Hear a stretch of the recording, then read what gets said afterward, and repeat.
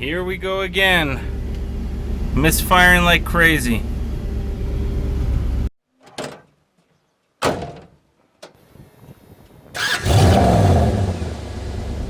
Welcome to the Nightclub, guys. It's your host, the Night Wrencher. This is another MSD 6014 video. I've been noticing this issue the last couple days. My camera can't really catch the AFR very well, but the AFR has been jumping around very erratically for a short while, and then if I just continue driving on it, let me show you what happens. It's up in the 16s and 17 to 1 right now as soon as I start driving, and it's been pretty consistent. You guys can't really hear it, but it's misfiring pretty bad. If I accelerate or if I floor it, it'll pick up, but it doesn't pick up very cleanly. I gotta shift.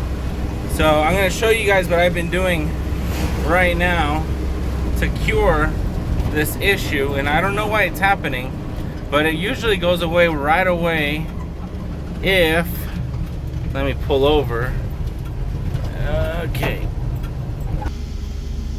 Okay, I'm stopped right now, and I'm gonna go ahead and let off the clutch and accelerate. So let me show you guys.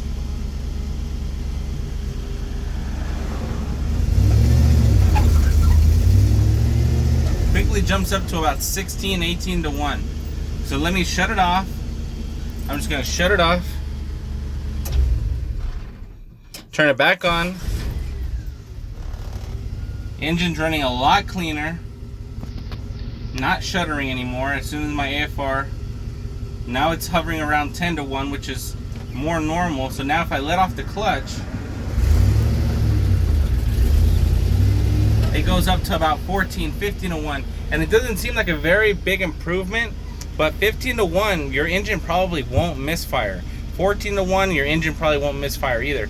So chances are this MSD box is starting to mess up. It's a good thing I have the new Smart Spark LS ready to take this out, but this is really the last straw for the 6014. I really don't know. I'm at a loss. I'm going to go ahead and call up customer service, see if they have a solution. It's idling perfectly fine. If I start driving with it, before, when I was driving with it, I was hitting 14, 15, 16 to 1, and now it's hovering around 13.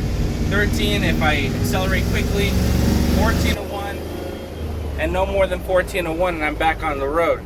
So this has been a particular issue with this particular box that has been happening recently.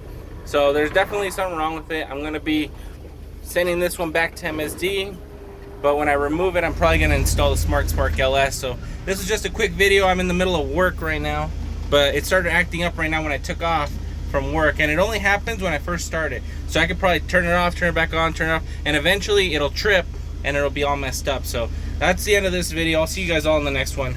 Night Wrencher out.